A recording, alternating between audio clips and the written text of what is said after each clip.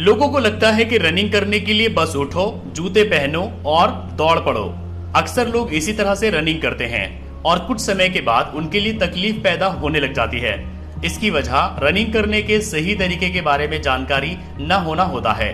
दरअसल रनिंग करना एक साइंस है। जिस तरह क्रिकेट में टेक्निक अच्छी होने पर बल्लेबाज बिना दिक्कत के लंबी लंबी पारियां खेल सकता है, उसी तरह सही तरीके से की गई रनिंग की वजह से आप लंबा दौड़ सकते हैं, जिससे स्टेमिना भी बढ़ेगा। स्टेमिना जितना ज्यादा होगा उतनी ही देर तक दौड़ने के चांस रहेंगे। सो आज की इस वीडियो में मैं आपको रनिंग की टेक्निक और स्टेमिना बढ़ाने के बारे में बताऊंगा। तो चलिए शुरू करते हैं।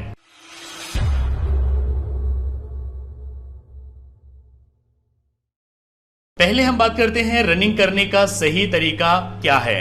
नंबर फर्स्ट, सिर की पोजीशन।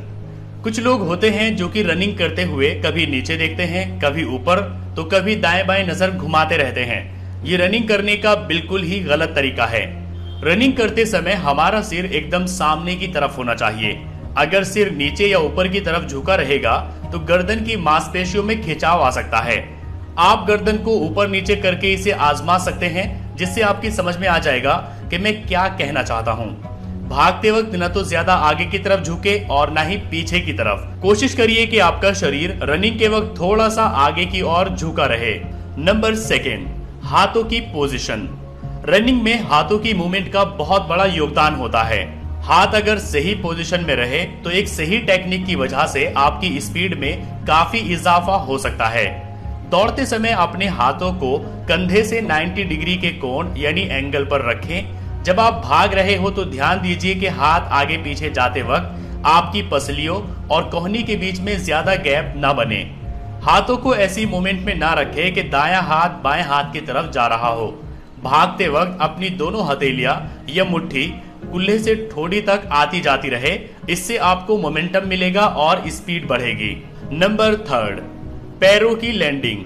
ये रनिंग करने का सबसे अहम पहलू माना जा सकता है। ज्यादातर लोगों का रनिंग को लेकर सवाल होता है कि पैर लैंड कराते वक्त पंजों के बल लैंडिंग होनी चाहिए या फिर हील के बल।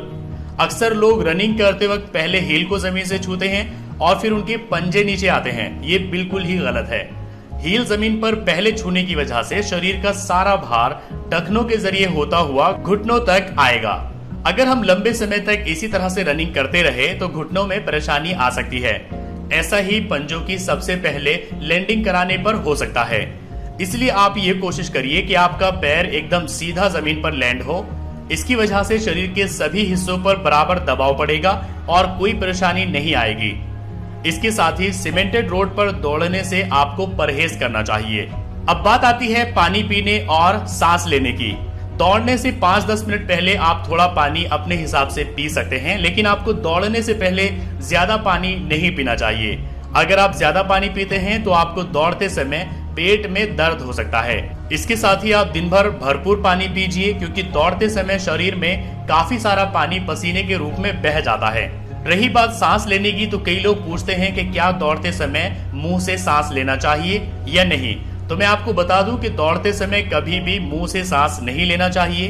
दौड़ते समय आपको लंबी और गहरी सांस लेनी चाहिए।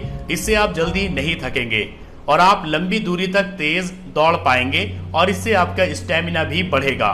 चलिए हम बात करते हैं रनिंग स्टेमिना बढ़ाने के बारे में। नंबर फर्स्ट, कंटिन्यूटी रखें। कोई भी चीज 2-4 दिनों तक करने से एकदम परफेक्ट नहीं हो जाती। किसी भी चीज में परफेक्शन हासिल करने के लिए उसे लंबे समय तक करना पड़ता है। यही बात रनिंग पर भी लागू होती है। अगर आप स्पीड स्टेमिना बढ़ाना चाहते हैं तो हफ्ते में कम से कम 5 दिन रनिंग जरूर करिए। इस वजह से शरीर की सभी मसल्स एक्टिव रहेगी।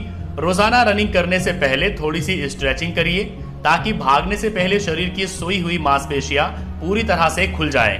नंबर सेकेंड, हर दिन कुछ एक्स्ट्रा दौड़िए।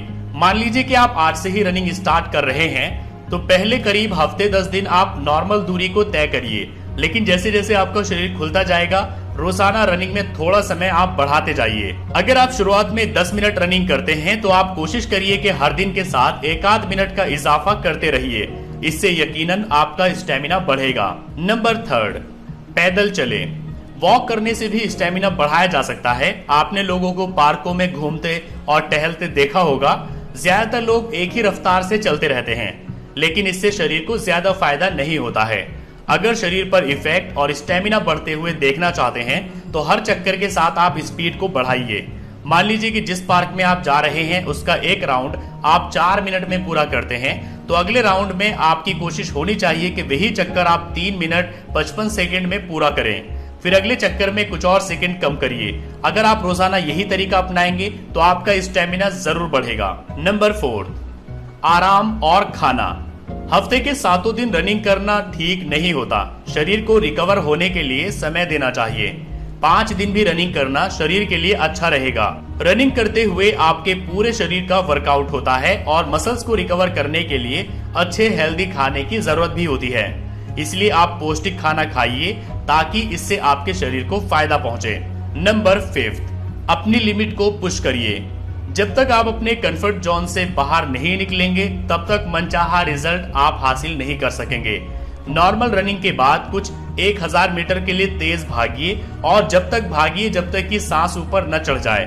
खुद को आप जितना पुश करेंगे उतने ही अच्छे रिजल्ट्स आएंगे। इसके अलावा आपको संयम बना के रखना होगा।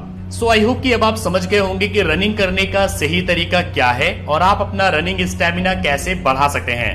अगर आपको वीडियो पसंद आया है तो लाइक करिए, अपने फ्रेंड्स के साथ शेयर करिए और अगर आपके मन में कोई कंफ्यूजन है तो आप नीचे कमेंट करके पूछ सकते हैं।